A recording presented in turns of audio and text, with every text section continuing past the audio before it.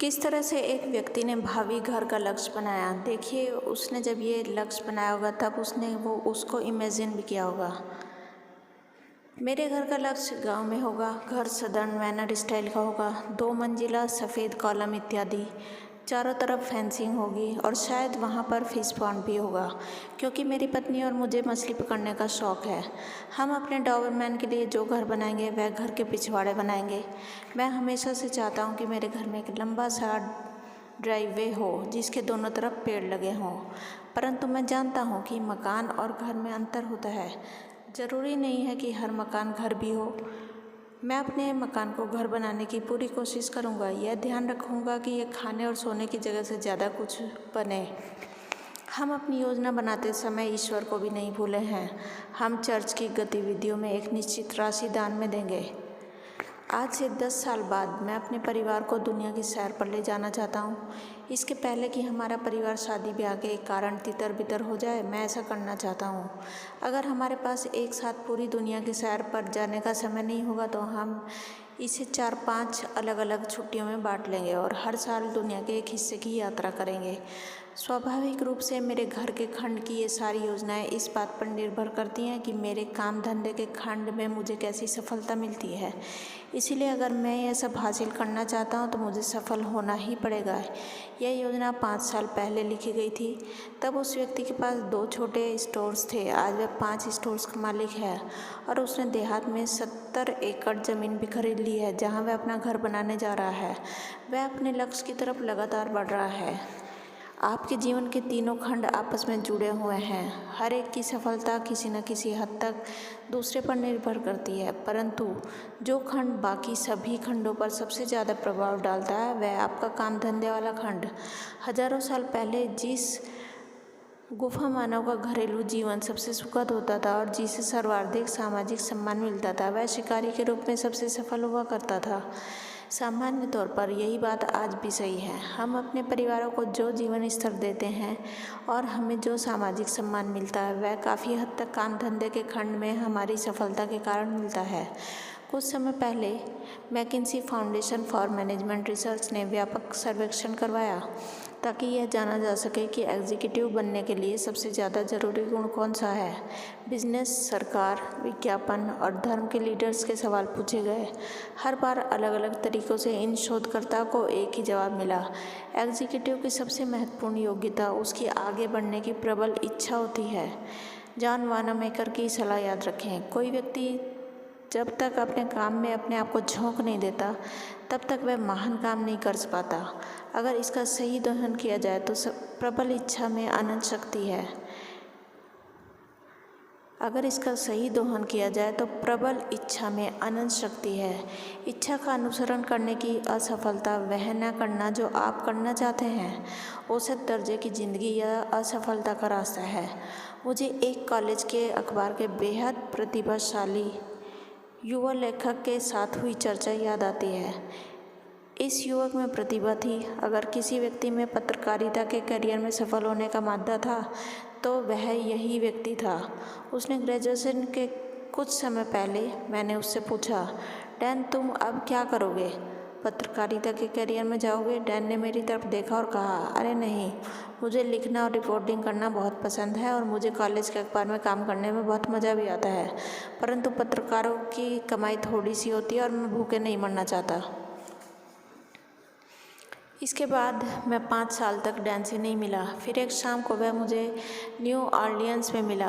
Dan किसी electronics company में assistant personal director के रूप में काम कर रहा था और उसने मुझे जल्द ही बता दिया कि वह अपने काम से संतुष्ट नहीं है। मेरी तनख्वाह तो अच्छी है, मेरी कंपनी भी अच्छी है और जहाँ तक जॉब सिक्योरिटी का सवाल है वह मेरे पास है, परंतु इस काम में मेरा दिल नहीं लगता। अब मैं सोचता हूँ कि काश कॉलेज के बाद मैंने किसी प्रकाशक के यहाँ या किसी अखबार में काम किया होता। डैन के रवैये से बोरियत और अरुचि साफ झलक रही थी। वह हर चीज़ में बुराई देख रहा था। जब तक वह अपनी नौकरी छोड़कर पत्रकारिता में नहीं जाएगा, इसे इसकी मनचाही सफलता हासिल नहीं हो पाएगी। सफलता में पूरे मन से प्रयास की ज़रूरत होती है और आप किसी काम में पूरा मन तभी लगा सकते हैं जब आप उसे पसंद करते हों। अगर डैन ने अपना मनपसंद काम किया होता तो वह आज अखबार की दुनिया में काफ़ी ऊपर होता और लंबे समय में उसे आज से ज़्यादा पैसा और मानसिक संतोष मिल रहा होता। अपने नापसंदगी के काम को छोड़कर अपना मनपसंद काम करना वैसा ही है जैसे 10 साल पुरानी कार में 500 हॉर्स पावर की मोटर लगा दी जाए।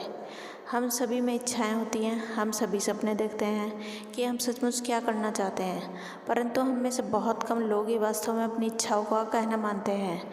इसके बजाय हम अपनी इच्छाओं का गला घोट देते हैं। सफलता की हत्या करने के लिए हम 5 तरह के हथियारों का इस्तेमाल करते हैं। इन हथियारों को नष्ट कर दें क्योंकि ये हथियार खतरनाक हैं। नंबर 1, खुद को नाकाबिल समझना। आपने दर्जनों लोगों को यह कहते सुना होगा, मैं डॉक्टर या एग्जीक्यूटिव या कमर्शियल आर्टिस्ट या बिजनेसमैन बनना चाहता हूँ, परंतु मैं ऐसा नहीं कर सकता, मुझ में इतनी प्रतिभा नहीं है। अगर मैंने कोशिश की है तो मैं सफल नहीं हो पाऊँगा, मेरे पास शिक्षा या अनुभव की कमी है।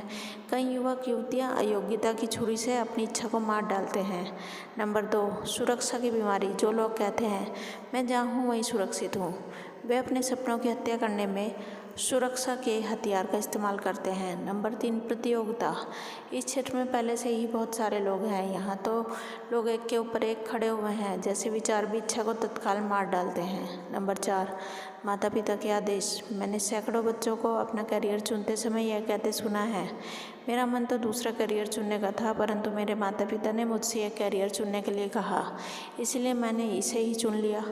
ज़्यादातर माता पिता अपने बच्चों को जानबूझकर ये आदेश नहीं देते कि उन्हें क्या करना चाहिए। हर बुद्धिमान माता पिता अपने बच्चों को ज़िंदगी में सफल देखना चाहते हैं। अगर बच्चा शांति से यह समझाए कि वह दूसरा करियर क्यों चुनना चाहता है तो माता पिता उसकी बात सुनेंगे और कोई तनाव पैदा नहीं होगा, क्योंकि बच्चे के करियर के बारे में माता पिता और बच्चे दोनों का लक्ष्य एक ही है, सफलता। नंबर 5, पारिवारिक जिम्मेदारी। अगर मैंने 5 साल पहले नौकरी बदली होती तो अच्छा रहता, परंतु अब मेरे पास परिवार है और इसीलिए मैं अब कुछ नहीं कर सकता। यह नज़रिया भी आपकी इच्छाओं की हत्या करने का हथियार है। इन हत्या के हथियारों को फेंक दें। याद रखें, पूरी शक्ति हासिल करने का इकलौता तरीका है पूरी ताकत से लक्ष्य की तरफ बढ़े चलने का एकमात्र उपाय यही है कि आप जो करना चाहते हैं वही करें। इच्छा के सामने समर्पण कर दें और बदले में आपको ऊर्जा, उत्साह, मानसिक स्फूर्ति और बेहतर सेहत भी मिलेगी। और इच्छा के सामने समर्पण करने की कोई उम्र नहीं होती। ज़्यादातर सचमुच सफल लोग सप्ताह में 40 घंटे से भी ज़्यादा समय तक काम करते हैं, परंतु आपने कभी नहीं सुना होगा कि उन्होंने ज़्यादा काम की शिकायत की हो। सफल लोगों का ध्यान लक्ष्य पर लगा होता है और इसी से उन्हें ऊर्जा मिलती है। इससे हमें यह शिक्षा मिलती है, जब आप एक इच्छित लक्ष्य बना लेते हैं और उस लक्ष्य की तरफ बढ़ने का संकल्प करते हैं तो आपकी ऊर्जा बढ़कर कई गुना हो जाती है। कई लोग, करोड़ों लोग अपना लक्ष्य बनाकर और उस लक्ष्य की हासिल करने में जी जान से जुटकर नई ऊर्जा हासिल कर सकते हैं। लक्ष्यों से बोरियत दूर होती है, लक्ष्यों से कई लंबी बीमारियाँ भी दूर हो जाती हैं। हम लक्ष्यों की शक्ति में थोड़ा गहराई तक जाएं। जब आप अपनी इच्छाओं के आगे समर्पण करते हैं, जब आप अपने दिमाग पर लक्ष्य को हावी हो जाने देते हैं तो आप में शारीरिक शक्ति, ऊर्जा और उत्साह का संचार होता है, जिसके सहारे आप उस लक्ष्य को हासिल कर सकते हैं। परंतु आपको कुछ और भी मिलता है जो इतना ही बहुमूल्य है। आपको स्वचालित या ऑटोमेटिक योजना मिलती है जो आपको सीधे लक्ष्य तक ले जाती है। गहराई से तय किए गए लक्ष्य के साथ सबसे आश्चर्यजनक बात यह है कि यह आपको अपने तक पहुंचने की राह पर बनाए रखता है। इसमें कोई रहस्य नहीं है। दरअसल होता यह है, जब आप अपने लक्ष्य के सामने समर्पण कर देते हैं तो लक्ष्य आपके अवचेतन मस्तिष्क में जाकर बैठ जाता है। आपका अवचेतन मस्तिष्क हमेशा संतुलन में रहता है। हो सकता है कि आपका चेतन मस्तिष्क संतुलन में ना हो। आपका चेतन मस्तिष्क तभी संतुलन में रहता है जब यह वही करता है जो आपके अवचेतन मस्तिष्क सोच रहा है। इससे आगे का सुने 12C वीडियो में। हमारे सभी व्यूवर्स और सब्सक्राइबर्स का बहुत बहुत धन्यवाद।